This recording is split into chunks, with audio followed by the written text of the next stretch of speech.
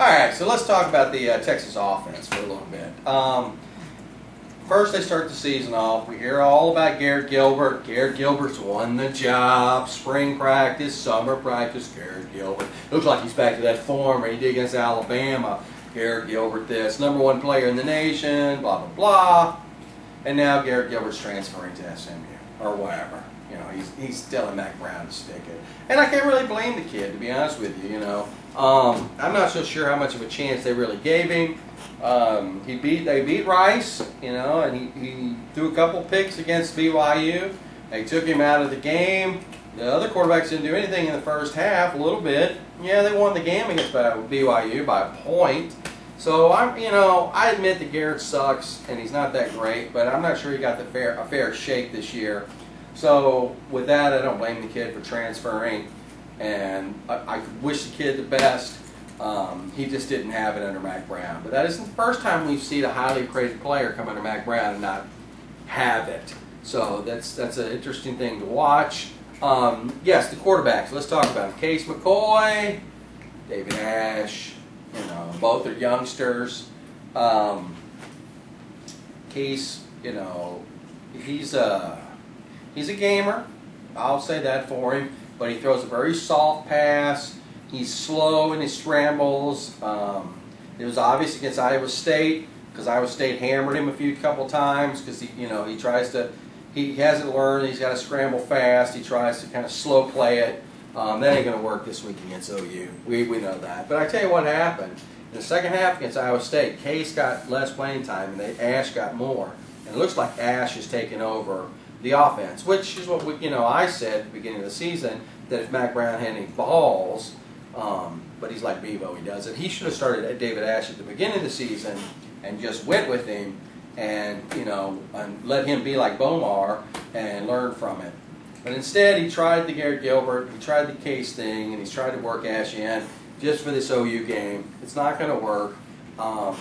The passes that Texas is throwing are these, like, unless the player's running wide open and the quarterback can kind of loft it to him, they're running these little plays where the receiver just kind of runs and stops in a zone, and if they happen to be open, the pass is completed. If not, then it gets knocked away. I haven't seen a quarterback take a 5-step drop, Aaron Rodgers it, or even Landry Jones to somebody. They're not doing that. It's all just like the reads have got to be wide open reads, or the pass is just not there.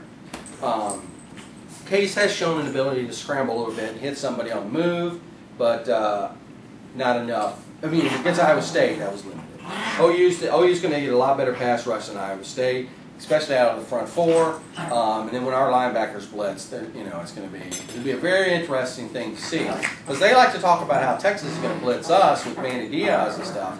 But, they need to take into fact that if we send our blitz with Jefferson and Tom Ward or Travis Lewis and stuff, they're coming in. They're going to be a lot better than any other linebackers they faced all year. BYU didn't have any linebackers; they were terrible. They had a decent D-line, they didn't have any linebackers. Iowa State's linebackers were decent and so forth, and they did get pressure, on Texas. But when Texas tries to run that little zone read and little trick plays and stuff, those things work pretty well if you don't get any pressure in the backfield. This week they're going to get too much pressure. OU.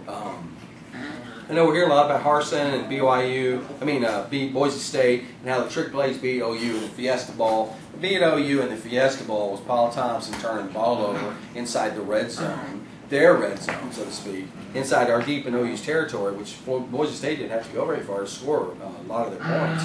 Yes, they came back and won the game on a Statue of Liberty play. Yes, they did a hook and lateral at the end of the game, and those are 2 trick plays. They helped them win the game. There's no doubt about that. But when you look at the game overall, OU's defense pretty much shut Boise State down until the very end of the game. In fact, that's how OU got back in the games, because what the defense did. So, knowing that, I'm not really worried about what innovations that Boise State's going to have or anything like that. I'm more concerned with broken coverages by Harris, who's been prone to it this year. I'm more concerned with maybe a couple missed tackles, a couple times on sacks, or even on these trick plays when we don't bury the guy, when we have him in our sights and they escape. That's all I'm really concerned with. In fact, you know, I still haven't made my final prediction on the board, but there's a good chance I'm going to pick that Texas is going to get shut out tomorrow. I don't know why I feel that, but there's something about tomorrow that I just don't. I mean Saturday, that Texas, I just don't think they're going to score unless, you know. But then again, you know, I didn't think Tulsa was going to score either, and then Harris, you know, made a couple of goofs, and Tulsa was able to score. So as long as Harris plays smart and we make our tackles and stuff, I think we're going to shut them out. As far as our offense goes, I think we're going to end up scoring between, you know, 33 and 42 points. I haven't quite decided on that yet, but I just don't see them unless it's raining and it's a mud bowl. They're not going to stop us offensively. We're going to run. We're too fast. Our offense, and what I mean by too fast, we're too crisp in our routes. We're running very crisp routes. We got great wide receivers. They haven't seen anything like it. They have a couple weak points in the secondary. We're going to hit both of them. They won't be able to hide. So as long as we are playing the way we can play, then we're going to take care of business this week, and we're going to be undefeated. And we'll see how much respect we get after beating Texas. Alabama got a lot of respect and for beating Florida, so they jumped up.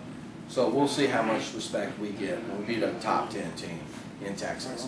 Whatever's happening to us in college football, excuse me, I don't even care. I don't even know what games are on. I mean, I do, but there was only one game for me this week, and that is OU Texas. The rest of the games, we'll talk about them in the recap. But right now, it's all OU Texas. Bombs is going to be there, and I look forward to it. And I hope to see you guys there. I hope you guys see me on TV.